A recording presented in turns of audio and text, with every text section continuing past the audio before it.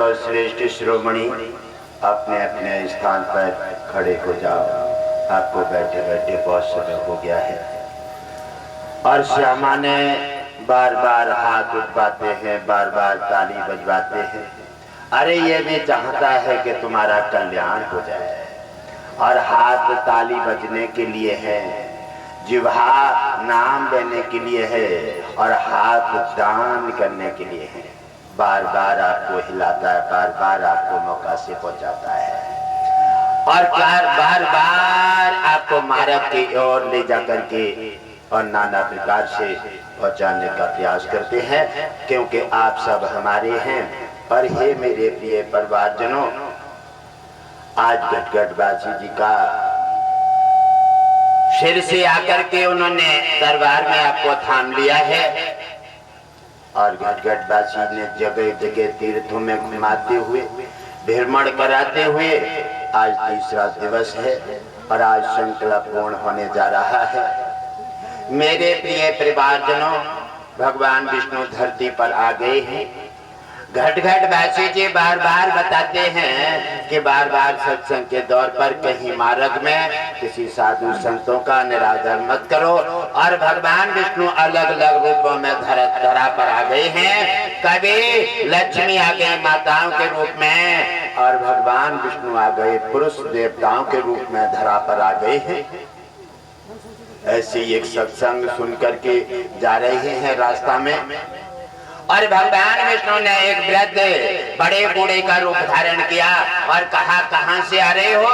कहने लगे घटघटबासी जी का सत्संग चल रहा है, वहां से आ रहे हैं। कहने लगे कुछ प्रसाद लाए हो? कहने लगी ये तो गड़बड़ है, प्रसाद तो थोड़ी दो पूड़ी बांध के लाए हैं बच्चे के लिए, और ये जहां अगर ले लेंगे तो हमारा बच्चा मांगेगा, कहां से देंगे? तो झूठ बोल गए, बाबा कोई प्रसाद नहीं लाए हैं। उन्होंने कहा, बच्चा तेरा वचन तेरे को सत्य हो जाए। और तब तक देखा पीछे से कुत्ता दौड़ता हुआ आ रहा है और उनका थैला छीन कर भागने लगा। अरे कहने लगे, अरे बाबा मेरा कुत्ता थैला ले जा रहा है। अरे क्या है तुम्हारे थैले में? कपड़े होंगे। कहा ये कुत्ता क्या खाएगा कपड़े? बाबा कपड़े नहीं है, और बच्चे के लिए हम तो पूरे आश्रम से लेकर के जा रहे हैं। कहने लगे तुम झूठ बोले हो, इसलिए तुम्हें दंड मिला है, और ये तुम्हारा कुत्ता है ये पूरे खाएगा और कपड़े सारे जाके तई छोड़ देगा। एकदम बाबा के पैरों से गिर गए, और उन्होंने कहा, बच्चा आप घर पर जा रहे हैं और घर पर तुम्हारे पर बड़ी घटना हो गई है। बोले बाबा क्या हो गया? कहने लगे कि घर का घर जो है लेंटर गिर गया। कहने लगे बाबा ऐसे अशुभ क्यों बोल रहे हो? अरे कहने लगे बच्चा तू झूठ बोला है, और तेरा झूठ समाप्त हो जाए, और समाप्त हो जाए, और तेरे यहाँ पुण्य का जन्म हो जाए। आज से झूठ मत बोलना।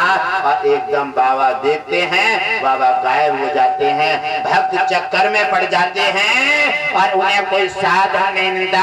इसलिए घटघटबासी जी बताते हैं कि कोई भी भ्रम न करें, कोई भी आने वाले दरबार में किसी से अशुभ न बोले, और किसी से हेरा फेरी न करें। आए वो सत्य बोले और प्रेम दर्शाएं, और जो पानी मांगे पानी दे दें, उनकी सेवा करें। भगवान विष्णु धरा पर आ गए हैं तुम्हारा कल्याण करने के लिए।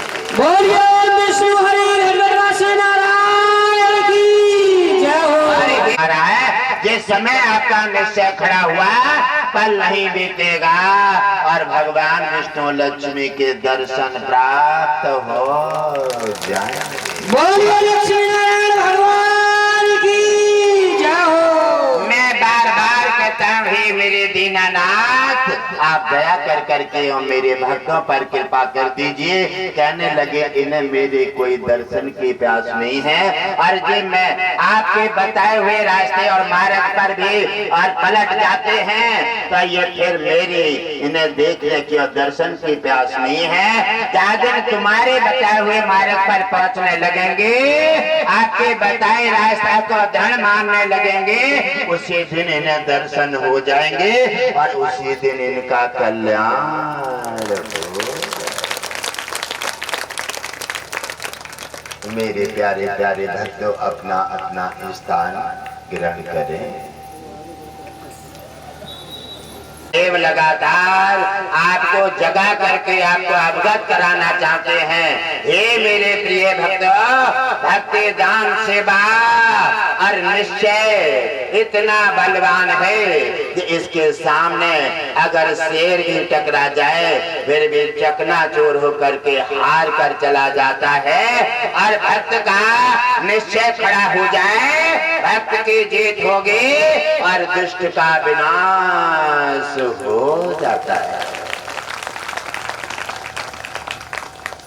रास्ते में चली जा रही हैं और ऐसा ही रोड चल रहा है और जहां देखा थोड़ी सी झाड़ी है और झाड़ी में जाकर के उनका काम था रोज लुटाई करने का। और झाड़ी में जाकर के व्यक्ति का मार्ग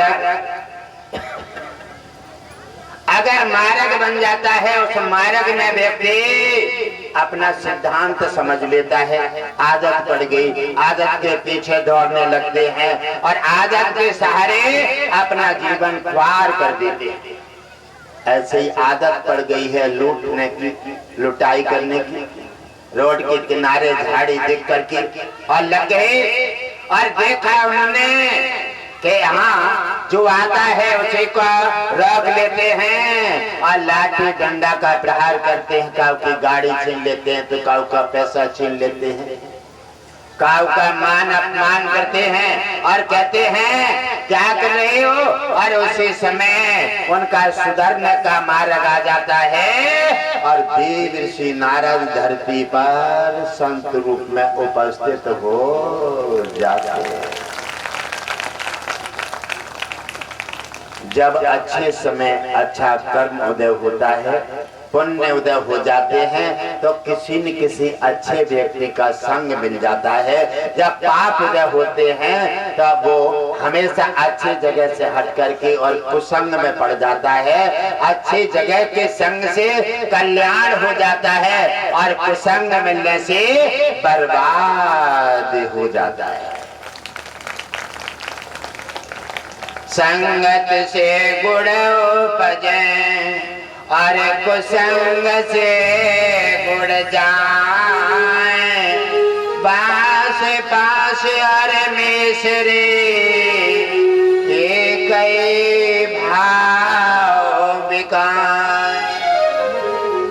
संगत अच्छी मिल जाने से, सट कहते हैं मूर्ख से और अज्ञान अपराधी से। अच्छी संगत मिलने से मूर्ख भी ज्ञानी और विद्वान और भक्त बन जाता है। ऐसे संगत मिलने जा रही है। देव ऋषि नारद का सामना हो गया। कहने लगे महात्मा आज लगता है कि मोटी चिड़िया फंस गई। कहने लगा आज महात्मा फंस गया है और बड़ा पैसा होगा इसके पास। और दौड़ कर जाते और लाइन में लगे हुए हैं। कहने लगा महात्मा निकाल ले जो भी तेरे पास है और ठहर जा। महात्मा ने कहा, देव ऋषि नारद ने, अरे बच्चा हम तो ठहर गए लेकिन तू कब ठहरेगा। कहने लगा जी आज अजब प्राणी मिला है। मेरे बंदों देख करके अत्याचार देख करके अच्छे अच्छे की हवा निकल जाती है और ये मेरे से कह रहा है कि तुम कब ठहरोगे। इसके अंदर साहस कहाँ से आया है। कहने लगा महात्मा क्या प्राण प्यारे नहीं है। अरे कहने लगे जा दिन महात्मा बना था दिन प्राणों से भय छोड़ दिया है और कौन जहाँ रहेगा। जो आज है वो कल नहीं, कल है अगले कल नहीं। ये मृत लोक है, यहाँ न कोई रहा है न कोई रहेगा। तो मृत्यु से भय क्यों किया जाए। और कहने लगे क्या तुम जो लोट लोट करके और ढेर लगा रहे हो और क्या तुम नहीं मरोगे। तुम भी मरोगे किसी दिन। तुम्हारा भी समय जब खराब आएगा उसी दिन तुम्हारा भी नाश हो जाएगा।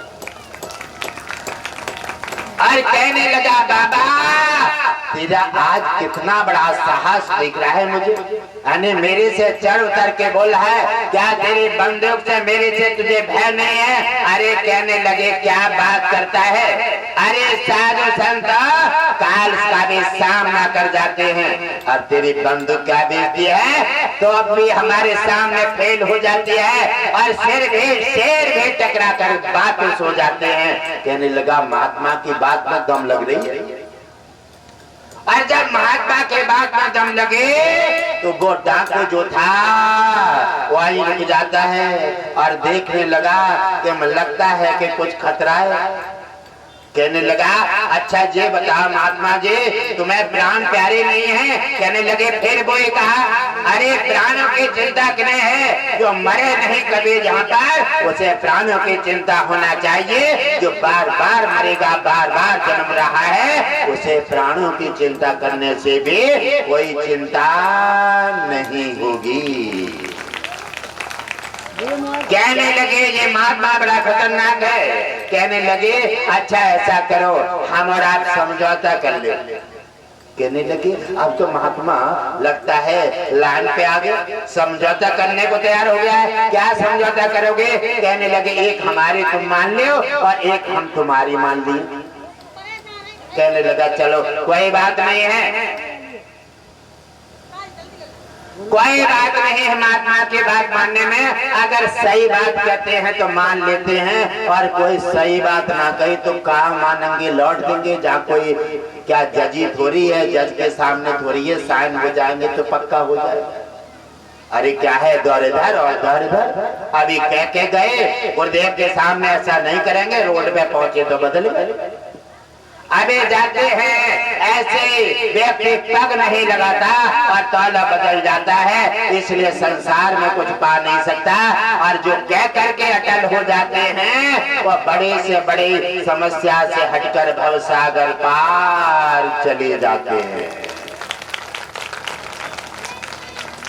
और कहने लगे कहो महात्मा हम रखें बात या तुम रखोगे? कहने लगे ऐसा करो पहले हमारी सुन लो, हम महात्मा ठहरे और तुम तो डाकू हो।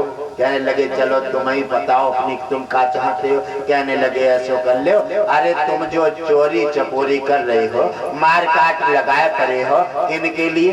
अरे कहने लगे महात्मा हम तुम्हारी तरह थोड़े ही हैं, थैला लिया और चल रहे हैं जहाँ के कहीं जा रहे हैं, ना घर पे कोई, ना बाहर कोई, ना झोपड़ी, ना मकान। अरे तुम्हारी तरह थोड़ी है, हमारा बहुत लंबा परिवार है। अरे कहने लगे यही तो खतरनाक है, जय तो मैं तुम्हें जनाना चाहता हूँ लंबे परिवार से। कहने लगे क्या? अरे कहने लगे घर पे तो चले जाओ, घर पे जाकर अपनी पत्नी से पूछ ले, अगर पुलिस पकड़ ले और 2 डंडा मारे तो 1 डंडा तुम खा लियो का। सेब संतरा खा रही हो, चोरी करके ले जाते हो, पैसा कपड़ा सब उन्हीं के लेके आ रहा है। अपराध का सारा धन तुम्हारा वो सेवन कर रही हैं और पिटने में शामिल हैं। जाकर के तो पूछ लिया क्यों पागल बन गए हो? अरे कहने लगे महात्मा तुमने तो हमें कोई पागल समझ लो। कहने लगे क्यों? कहने लगे इसलिए अरे हम चले जाए घर पर पूछने और चलो तुम जा रास्ता से गन्ना में घुस कर निकल जाओगे, हमारे बच्चा का खाएंगे। अरे महात्मा पागल बनाना तो किसी और को बनाइयो और हम तो पागल बनने के नहीं। ऋषि राज ने कहा अरे तुम तो बहुत पहले से ही पागल हो, जन्म से, अब पागल का बनोगे? पागल बन के सब जीवन पूरा गंवा दिया और औरों को कमा कर खा रहे हो और अपराध करके अपने सिर पर गठरी बांध के रख रहे हो। ज्यादा से ज्यादा बड़े और पागल का बनोगे और अपने को अक्लमंद समझ रहे हो। लेकिन महात्मा ऐसे ऐसे पांड मारता है, निकाल निकाल के ये बात फिर से घोषा लगा दिया। कहने लगे क्या मतलब है? अरे कहने लगे मतलब तुम नहीं समझोगे, क्या तुम्हें प्रहार करना सीखा है, कभी प्रहार खेला नहीं। अरे कहने लगे क्या कहना चाहते हो? आओ। और ऋषि राज ने अपनी झोली से रस्सी निकाली। कहने लगे तुम्हें खतरा है तो हमें इस बबूल के पेड़ से बांध दो।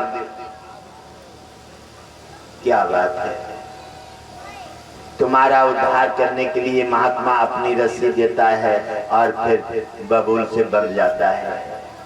तुम्हारा उद्धार करने के लिए घटघटवासी जी 3-3 घंटा मन से सीखते हैं, क्योंकि आप हमारा परिवार है, गलत रास्ता जा रहा है कि वो सही आ जाए। भगवान विष्णु ने साधु संतों को तुम्हारे उद्धार और तुम्हारे कल्याण के लिए धरती पर भेजा है। और बांध लेते हैं, और बांध करके खींच करके बबूल के पेड़ से बांध दिया। कहने लगे चलो आज महात्मा आएगा फंदा में, अपने आप रस्सी दे रो है और अपने आप बबूल से बंधने खड़े होएगा, आप बांध दो कर रो करके, और खूब खींच के बांधा। अब महात्मा को शरीर नाजुक हो गए, अब बबूल से बांध दिया, और बबूल पे उसका छकिला था, बड़ा उठा हुआ प्योरा थे, और जैसे खींच के बांधा महात्मा के शरीर में उसके बबूल के कांटे घुसने। कहने लगे आज लगता है धरतीवासी के चक्कर में फंस गए, और का बेड़ा बजा करके सबको लड़ाई झगड़ा कराते थे। आज देवर्षि नारद भी धरतीवासी के चक्कर में फंस गए और चले जा रहे हैं। घर जाकर पहुंचे तो पत्नी जी गेट पे से नजर मारे टुकटुका रही हैं, कह रही हैं हमारे पति जा रास्ता से आ रहे होंगे या जा रास्ता से आ रहे हो, क्या उन्हें सेब और केला मौसमी का जीभ चपक रही है उनकी, क्योंकि रोज खाती थी। आज पति देव बड़ी देर में आ रही है, क्या बात है, और भूख लग रही है, आज जाए हमारे खानों ना बनाओ है। अरे कहूं से छापा लागेगा और फल पहुंचा देंगे, बे खा के गुजारो कर लें, और कहा चूल्हे पर वैसे समय काटो। और तब तक बकरी महाराज पहुंच जाते हैं, और जैसे ही देखा कहने लगे आज तो किस्मत फूट गई, खाली हाथ चले आ रहे, आज क्या होगा, आज लगता है क्या कोई बटेर हाथ से दबी ना है। अरे कहने लगे प्राणनाथ आज क्या है, आज खाली हाथ कैसे आ रहे हो। अरे कहने लगे खाली हाथ की बात और भरे की बात करती रहती, कब वो मतलब की बात ना करी। कहने लगी कुछ धार्मिक कार्य है, आज जी अपने मतलब की बात कर रहे, हम सेब और केला की बात कर रहे, खाने की बात कर रहे हैं, आज अपने मतलब की बात कर रहे हैं। क्या है तुम्हारे मतलब की बात। कहने लगे आज तुमसे हम कुछ पूछना चाहते हैं। कहने लगे लगती है कि गाड़ी गड्ढे में गई। कहने लगे क्या पूछना चाहते हो। अरे कहने लगे ये पूछना चाहते हैं हम रात और दिन अपराध कर रहे हैं, चोरी छल कपट गद्दारी बेईमानी और मारकाट। अगर किसी प्रकार से चोट पड़ जाए तो फिर अगर पुलिस पकड़ लिया तो एक बार मिलाई कर आओगी या फिर एक आध डंडा खा लोगी। तो कहने लगी देखो सुनो, हमें मीठी चुपड़ी करना तो आता है नहीं, फिर कैसी आती है। कहने लगी देखो हम तो इन चीजों से कोई लेना देना रखे ना, फिर कैसे रखो। अरे जो चोरी करो, बेईमानी करो, दलाली करो और पिटो और पीटो, पाप और पुण्य तुम जानो, हमें तो बस खान को चाहिए, लूट कर लाओ और खाए और चारपाई, हमें तुम्हारी दुनियादारी से मतलब ना है। कहने लगे आज तो किस्मत फूट गई।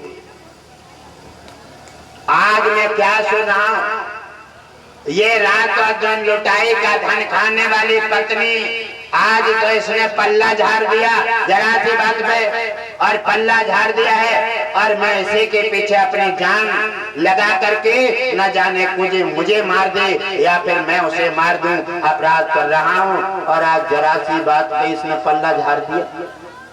इसका मतलब है कि हम तो धन लूटते हैं किसी का, और आज तो हम ऐसे लुटे हैं कि हमारा तो कोई विश्वास भी करने वाला नहीं है। जिसके घर जाएंगे डाकू उसकी दृष्टि से देखेगा, पानी नहीं पिलाएगा, बैठने नहीं देगा, और विश्वास जिसका चला गया उसका दुनिया में जीने का कोई अधिकार नहीं है। और जिसका विश्वास बना है समाज में पैसा भले ना है और जिसके बात और विश्वास है वो जी चाहे वहां से कितना भी खरीदे और जहां चाहे वही जनता इकट्ठी कर दे। इसलिए मेरे प्यारे, कभी गरीब हो जा कोई बात नहीं और समस्याएं कितनी भी आ जाए कोई बात नहीं, लेकिन अपना विश्वास खत्म मत करना। और जहां विश्वास खत्म हो गया वहां दुनिया में बचेगा कुछ नहीं।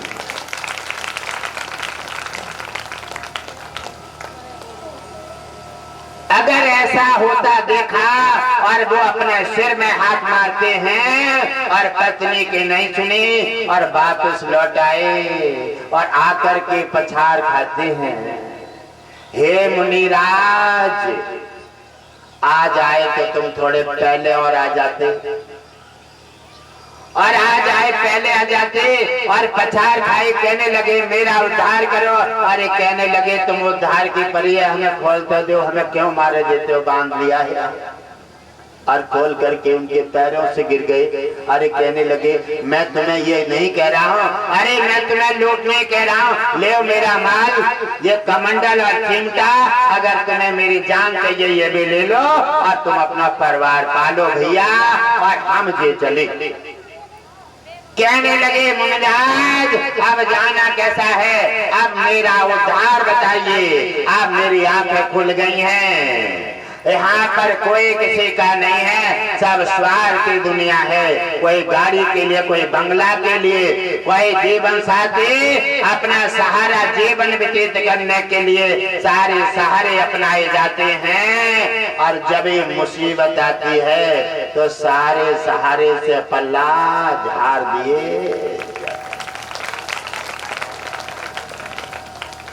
कहने लगे आज कैसे कैसे बातें कर रहे हो, अरे तुम्हें बच्चे पालना है और डाका डालो, ये लुटने के लिए खड़े हैं। कहने लगे बस मुनिराज अब कटे पे नरक मन लगाओ, कटे पे नरक मत लगाइए और अब हमारा उद्धार बता दीजिए। कहने लगे उद्धार तो बड़े खतरनाक चीज है, उद्धार की गहराई बहुत है। आपने बड़ा अपराध किया है, आपने लगातार पाप किए हैं और पाप करते समय तुम अंधे हो गए हो। और जैसे माया मोह के चक्कर में दुनिया अंधे हो जाती है और ज्यादा झटका लगता है, घर वाले धक्का मार के बाहर निकाल देते हैं और ताजन मोटे मोटे आंसुओं से रो करके आंखें चल बहे और बाहर चले जाते हैं। बाद में एहसास होता है इसलिए दुनिया में तुम्हारा कोई नहीं है, सुधरना है सुधर जाओ और जगना है तो जग जाओ। एक दिन तो जगोगे,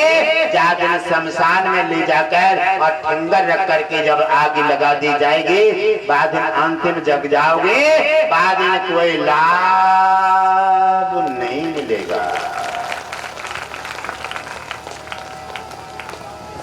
कहने लगे अब तो महात्मा जी हमारा उद्धार बताइए। कहने लगे उद्धार करने के लिए आपने अपराध किए हैं और आपको तपस्या करनी पड़ेगी। कहने लगे तपस्या क्या होती है? कहने लगे भजन करना पड़ेगा। कहने लगे जय खतरनाक काम है, भजन तो आते ही ना, भजन ना आता क्या आता है? पहले बस मार ही मार स्वाती है, भजन आएगा नहीं। तो उन्होंने कहा भजन तो आपको करना पड़ेगा, तपस्या करना पड़ेगी, तब आपका उद्धार होगा। तो उन्होंने कहा जाए जपो श्री रामा रामा, तुरंत करें हृदय विश्रामा। वो इतने दयालु करुणाशील हैं और उनके अपराध जो तुमने किए हैं ये अपराध तपस्या में खंडित करने पड़ेंगे। जितना आपका खून पसीना और चर्बी जो हराम का धन खा करके बनी है वो चर्बी और रक्त सब निकालना पड़ेगा तपस्या में। तब आपके अंदर धर्म दान पुण्य और भजन का अंश जब पैदा होगा और तब भगवान विष्णु का धरती पर आगमन होगा। बोलिए भक्तवत्सल भगवान की जय हो। कहने लगे मुनिराज और तुम्हारी सब बात हमें अच्छी लग रही है, लेकिन जय बात मुश्किल लग रही है। राम नाम राम तो जाने ही ना है, मार काट कितनी करा लो, ये तो हमारा पैसा है। कहने लगे पैसा अब तुम्हारा बदल जाएगा, अब अपराध नहीं, अपराध रुका है, अब तुम्हारा दूसरा मार्ग है मोक्ष का, अब तुम धर्मात्मा बनोगे और तुम्हारा कल्याण होगा।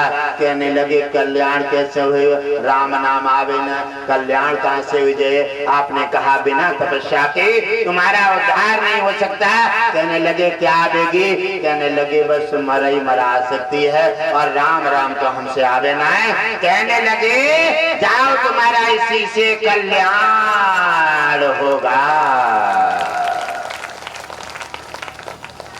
और वहीं से घर नहीं जाते हैं, वहीं पर अपने हथियार फेंक देते हैं और वहीं से सीधे, क्योंकि बैराग मिल गया, अपना घर मिल गया, मोक्ष का साधन मिल गया और गुरु मिल गया, महामाया का पर्दा हट गया।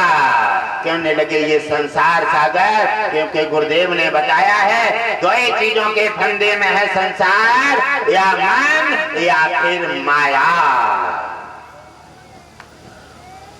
ऐसे सागर में जाकर के और रास्ता बना देते हैं और चले जा रहे हैं घोर जंगल में, और जाकर के एक पीपल के नीचे अपना आसन जमा देते हैं।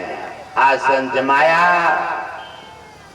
और मरा मरा मरा मरा मरा मरा करते करते राम राम आ जाएगी, मरा मरा मरा मरा मरा राम राम आ जाएगी। जाप करते करते इतने महान योगी बने, 28,000 साल तपस्या की, 28,000 साल, कोई कल्पना नहीं कर सकता। और कल्पना बड़ी खतरनाक है। कैसे कल्पना हो जाए अच्छी या बुरी, दोनों मार्ग हैं, दौड़ इधर और दौड़ इधर। कल्पना कभी ठहर नहीं सकती। कल्पना का एक ऐसा मार्ग है, दौर अच्छे में, दौर बुरे में, दौर सुख में, दौर दुख में, और दौर हानि में, दौर लाभ में, ये दौड़ती रहती है। इसका नाम है कल्पना। और बदल जाते 28,000 साल तपस्या करते हैं और राम राम राम राम राम राम जपते जपते, और शरीर पर चींटियों ने मिट्टी का चट्टान बना दिया। और जैसे 28,000 साल व्यतीत हुए, सिंहासन हिला और भगवान विष्णु तत्काल भक्त के पास आ गए। भक्त के हाल देखे हैं। अरे भक्त का रोता है, जब भगवान धरती पर भक्त के हाल देखता है तो भगवान के भी आंसू निकल पड़ते हैं। और जैसे भक्त के हाल देखे हैं, कैसे सारा शरीर मिट्टी बना दिया है, कैसा हाल बनाया है, और आवाज लगाई भक्त नेत्र खोलो। और भक्त तो अंदर ही अंदर भगवान विष्णु को देख रहे हैं और निहार रहे हैं, दर्शन पा रहे हैं। अगर उन्होंने देखा कि भक्त तो नेत्र नहीं खोल रहा है, मैं आवाज लगा रहा हूं और ये नेत्र नहीं खोल रहा है, और भगवान विष्णु ने देखा किसने मुझे अपने अंतःकरण में खींच लिया है भक्ति भाव की साधना से, इसलिए कुछ अंश मेरा भक्त के अंदर विराजमान है, इसलिए असली रूप के दर्शन कर रहा है और नकली रूप सामने है, इसलिए वो आंखें खोलने के लिए तैयार नहीं है। भगवान विष्णु ने उनके अंदर से अपना असली रूप जब खींचते हैं, और जैसे खींचा वैसे भक्त उठता चलाया, और जैसे आंखें खुलती हैं भगवान की दृष्टि पड़ती है और शरीर नया हो जाता है। और जैसे शरीर नया बना, उनका नाम पड़ गया वाल्मीकि। वाल्मीकि बामी तोड़ करके और निकले डाकू से, नाम क्या पड़ गया? वाल्मीकि। वाल्मीकि कहा उल्टा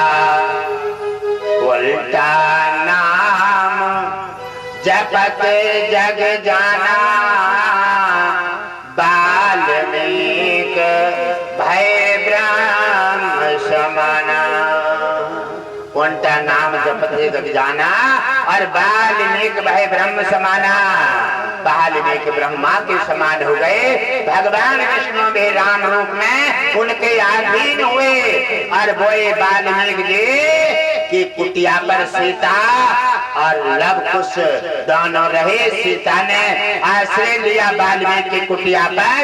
राम ने जाकर के वाल्मीकि के पैर स्पर्श किए और उनका प्रणाम किया और उनको गुरु की उपाधि दी।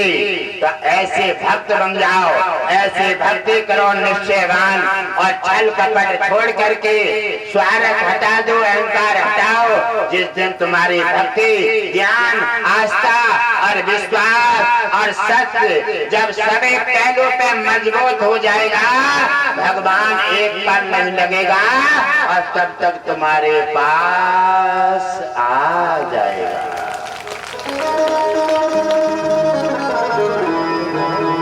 और जैसे भगवान धरा पर आते हैं और उन्हें वरदान देते हैं और कहा, हे भक्त, अभी मेरी इच्छा नहीं भरी है, शरीर तुम्हारा पुलकित हो गया, नया निर्माण हो गया है, शरीर में कोई थकान, कोई जख्म कोई भी नहीं है, इसलिए और कुछ वरदान मांगो। उन्होंने कहा, हे नाथ, आप तो दीनों के दाता हैं, आप बिना मांगे ही सर्वस्व दे देते हैं, तो मांगने की आवश्यकता क्या है? उन्होंने कहा, जब तक पृथ्वी आकाश रहेगा तब तक तुम्हारा नाम अजर अमर रहेगा। रामायण दो बनी, एक तुलसी ग्रंथ, एक वाल्मीकि। तुलसी ग्रंथ रामायण 7 कांड की है और वाल्मीकि रामायण 8 कांड की है। उसमें लवकुश कांड भी शामिल है। इसलिए ऐसे भक्त बने जिसके लिए कोई भी आदमी जहाँ छोटी सी परेशानी आ जाती है, व्रत छोड़ देता है, सत्संग छोड़ देता है और नाना प्रकार के किए हुए वचनों को भी छोड़ देता है। इसलिए नाना प्रकार के मोह माया के सागर में कभी डूबता है, कभी संकट छोड़ देता है, फिर पकड़ लेता है। उसने संकटों के साथ अपना समझौता कर लिया है और वही समझौता मानव को तरह तरह से संकटों से धराशायी कर रहा है। इसलिए मानव डूबा उछलों में लगा हुआ है, इसलिए अपना कल्याण नहीं पा रहा है। हमारा सिद्धांत ये है कि अगर आपका निश्चय है, आप अगर अपने भक्ति, ज्ञान, सेवा और दान में अटल हो जाएं, तो मैंने ये कहा है कि शेर भी हिम्मत हार जाएगा। अरे परेशानी क्या गाजर मूल्य है, ये यमराज धर्मराज भी कुछ नहीं है। जब संत अपनी सिद्धि पर, अपनी तपस्या, अपने विश्वास पर अटल हो जाता है, तो समस्त संसार, दुनिया बनाने वाला भी भगवान विष्णु आकर के संतों के अधीन हो जाता है।